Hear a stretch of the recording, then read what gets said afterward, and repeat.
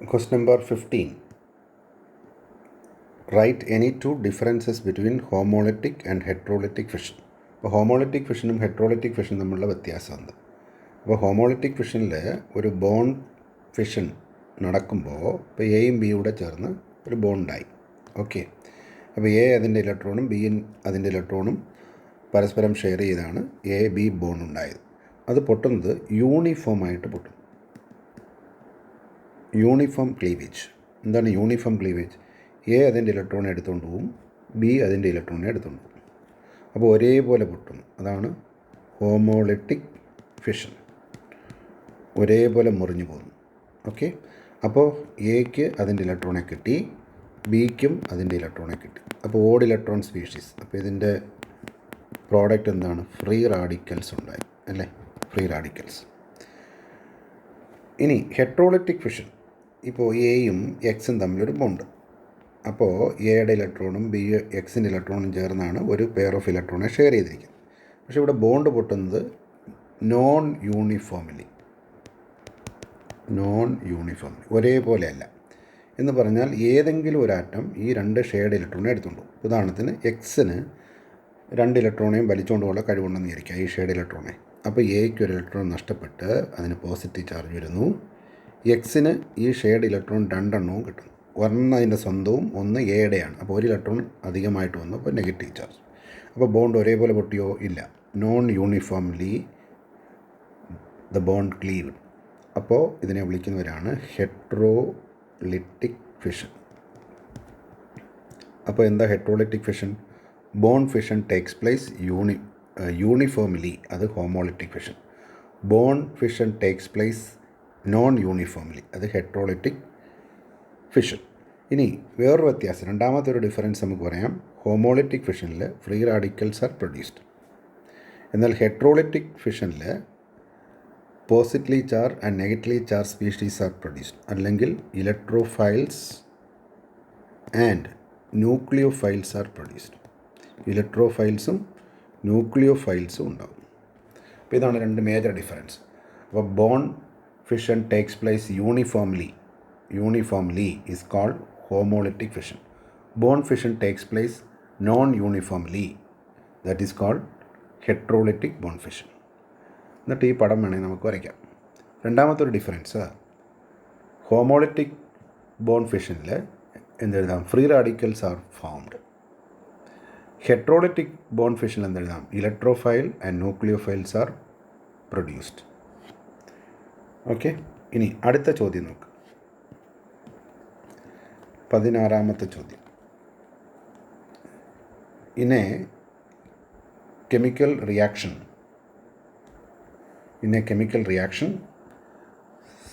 6 gram hydrogen react with 40 grams of oxygen to give water. 6 gram hydrogen 40 gram oxygen ചേർന്ന് water ഉണ്ടാകും. അങ്ങനെയാണെങ്കിൽ നമുക്ക് ആദ്യത്തെ ചോദ്യം, identify the limiting reagent in this reaction. ഈ റിയാക്ഷനിൽ ആരാണ് limiting reagent? The limiting reagent, the reagent which is completely used in A reaction. ഒരു റിയാക്ഷനിൽ ഏത് റിയേജൻ്റാണോ പൂർണ്ണമായി ഉപയോഗിക്കപ്പെടുന്നത് അതിനെ വിളിക്കുന്നവരാണ് ലിമിറ്റിംഗ് റിയേജൻറ്റ്. അതാരാണെന്ന് കണ്ടുപിടിക്കണം. 6 gram ഹൈഡ്രജനാണോ അതോ 40 gram ഓക്സിജനാണോ പൂർണ്ണമായിട്ട് ഉപയോഗിക്കുന്നത് കണ്ടുപിടിക്കണം. അങ്ങനെയാണെങ്കിൽ limiting reactant limits the amount of product. ആരാണോ പൂർണ്ണമായി ഉപയോഗിക്കുന്നത് അതനുസരിച്ച് പ്രോഡക്റ്റ് ഉണ്ടാകും. അങ്ങനെയാണെങ്കിൽ എത്ര വാട്ടർ ഉണ്ടാവും? എന്നിട്ട് ലിമിറ്റിംഗ് റിയേജൻറ്റ് ഡിഫൈൻ ചെയ്യണം. ഓക്കെ, അപ്പോൾ നമുക്കത് ചെയ്യണമെങ്കിൽ ഇത് ആദ്യം ഇതിൻ്റെ കെമിക്കൽ ഇക്വേഷൻ എഴുതണം.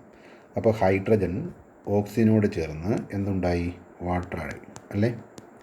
വേണേൽ നമുക്ക് ബാലൻസ് ചെയ്യാം. 2 ഓക്സിജൻ, അപ്പോൾ ഇവിടെ 2 കൊടുത്തു. അപ്പോൾ ഹൈഡ്രജൻ 4 ആയി, അപ്പോൾ ഇവിടെ 2 കൊടുത്തു. ഇതാണ് ബാലൻസ്ഡ് കെമിക്കൽ ഇക്വേഷൻ. അപ്പോൾ ഇവിടെ ഒരു ഹൈഡ്രജന് 1 gram മാസാണ്. അപ്പോൾ 4 ഹൈഡ്രജൻ 4 gram മാസ്. ഒരു ഓക്സിജൻ 16 gram മാസാണ്. 2 ഓക്സിജൻ ആകുമ്പോൾ തന്നെ ഗ്രാം മാസ് 16 16 32 gram. ഒരു വാട്ടറിൽ 2 ഹൈഡ്രജൻ 2, ഒരു ഓക്സിജൻ 16. അപ്പോൾ 2ഉം 16ഉം 18 gram മാസ്. അപ്പോൾ രണ്ടെണ്ണത്തിൻ്റെ 18ഉം 18ഉം 36 gram. അല്ലെങ്കിൽ നോക്കിയ total mass of reactant reacted is equal to total mass of the product form. അപ്പം 4 + 32 36. ഇതാണ് law of conservation of mass. In a chemical reaction mass is conserve. Mass can neither be created nor be destroyed എന്ന് പറഞ്ഞാൽ total mass of reactant is equal to total mass of the product. ഇതിനു വേണ്ടിയാണ് നമ്മളൊരു chemical equation balance ചെയ്യുന്നത്. What is the need for balancing of chemical equation in order to satisfy law of conservation of mass. Okay, ഇനി നമുക്കിതിൻ്റെ stoichiometry എടുക്കാം. എന്താ stoichiometry? Quantities corresponding to a balance chemical equation, അതാണ് stoichiometry. അപ്പോൾ ഇതിൻ്റെ സ്റ്റോഷിയോമെട്രി അനുസരിച്ച് നോക്കിയാൽ 4 ഗ്രാം ഹൈഡ്രജൻ പൂർണ്ണമായി റിയാക്ട് ചെയ്യാൻ എത്ര ഓക്സിജൻ വേണം? 32 ഗ്രാം അല്ലേ? അപ്പോൾ 4 ഗ്രാം ഹൈഡ്രജൻ റിക്വയർസ് O2, അതിനാവശ്യമായ വരുന്ന O2 ഈ ബാലൻസ് കെമിക്കൽ ഇക്വേഷൻ അനുസരിച്ച് എത്ര? 32 ഗ്രാമാണ്. അങ്ങനെയാണെങ്കിൽ നമുക്കിവിടെ ഹൈഡ്രജൻ എത്രയാണ്? 6 ഗ്രാമാണ്. അപ്പോൾ 6 ഗ്രാമിന് എത്ര വരും? അപ്പോൾ 6 gram hydrogen requires oxygen is equal to 4 ഗ്രാമിന് 32. അപ്പോൾ 1 ഗ്രാമിന് എത്ര? 32/4. അങ്ങനെയാണെങ്കിൽ 6 ഗ്രാമിന് ഇൻറ്റു 6, ശരിയല്ലേ? അപ്പോൾ അത് വെട്ടി മൾട്ടിപ്ലൈ ചെയ്യുമ്പോൾ 48 ഗ്രാം എന്ന് കിട്ടി. ഓക്കെ, പക്ഷേ ഇവിടെ ഓക്സിജൻ എത്രയേ ഉള്ളൂ? 40 ഉള്ളൂ. അപ്പോൾ ഓക്സിജൻ കുറവല്ലേ? അപ്പോൾ നമുക്ക് പറയാം O2 is the limiting reagent. അപ്പോൾ ഒന്നാമത്തെ എൻ്റെ ആൻസറായി ഓക്സിജനാണ് ലിമിറ്റിംഗ് റിയേജൻ എന്ന് കിട്ടി. ഇനി നമുക്ക് പ്രോഡക്റ്റ് എത്ര ഉണ്ടായെന്നുണ്ട്. അപ്പോൾ ഓക്സിജൻ അനുസരിച്ചാണ് പ്രോഡക്റ്റ് ഉണ്ടാവുക. അപ്പോൾ ഓക്സിജൻ വെച്ച് നോക്കിയാൽ നമ്മുടെ സ്റ്റോഷിയോമെട്രി അനുസരിച്ച് 32 ഗ്രാം ഓക്സിജൻ പൂർണ്ണമായിട്ട് റിയാക്ട് ചെയ്താൽ ഉണ്ടാകുന്ന വാട്ടർ 36. ഇവിടെ ഓക്സിജൻ ആണല്ലോ ലിമിറ്റിംഗ് റിയാക്ടൻ. അപ്പോൾ ഈ 40 ഗ്രാമിന് എത്ര വാട്ടർ ഉണ്ടായെന്ന് കണ്ടുപിടിച്ചാൽ മതിയല്ലോ. അപ്പോൾ എപ്പോഴും പ്രോഡക്റ്റ് കണ്ടുപിടിക്കണമെങ്കിൽ ലിമിറ്റിംഗ് റിയേജൻ്റ് വെച്ചുകൊണ്ട് വേണം പ്രോഡക്റ്റ് കണ്ടുപിടിക്കാൻ. ഒന്നിൽ കൂടുതൽ റിയാക്റ്റൻ്റ് അളവ് തന്നു കഴിഞ്ഞാൽ ആരാണ് ലിമിറ്റിംഗ് റിയേജൻ്റ് എന്ന് കണ്ടുപിടിച്ച ശേഷം ആ ലിമിറ്റിംഗ് റിയേജൻ്റ് അനുസരിച്ച് പ്രോഡക്റ്റ് എത്ര കിട്ടിയെന്ന് കണ്ടുപിടിക്കുക. ഇവിടെ 2 പേരുടെ മാസ് തന്നിട്ടുണ്ട്, ഹൈഡ്രജൻ്റെയും തന്നിട്ടുണ്ട്, ഓക്സിജൻ്റെയും തന്നിട്ടുണ്ട്. അത് നമ്മൾ ഈ ബാലൻസ് കെമിക്കൽ ഇക്വേഷൻ്റെ സ്റ്റോഷിയോമെട്രി എടുത്തിട്ട് ആരാണ് എക്സസ് ആരാണ് ലിമിറ്റിംഗ് എന്ന് കണ്ടുപിടിച്ചു. അപ്പോൾ ഓക്സിജനാണ് ലിമിറ്റിംഗ് റിയേജൻ്റ് കണ്ടു. ഇനി ഓക്സിജൻ വെച്ചുകൊണ്ട് എത്ര വാട്ടർ ഉണ്ടായി എന്ന് കണ്ടുപിടിക്കണം. അതിന് വീണ്ടും സ്റ്റോഷിയോമെട്രി എടുത്തു കഴിഞ്ഞാൽ നോക്കിയേ, 32 ഗ്രാം ഓക്സിജൻ തരുന്ന വാട്ടർ 36 ഗ്രാം അല്ലേ?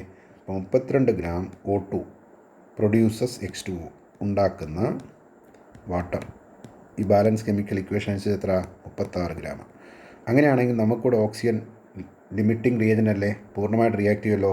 അപ്പോൾ 40 ഗ്രാമിന് എത്ര വാട്ടർ ഉണ്ടായെന്ന് കണ്ടുപിടിച്ചാൽ പോരെ? Therefore 40 gram oxygen produces water.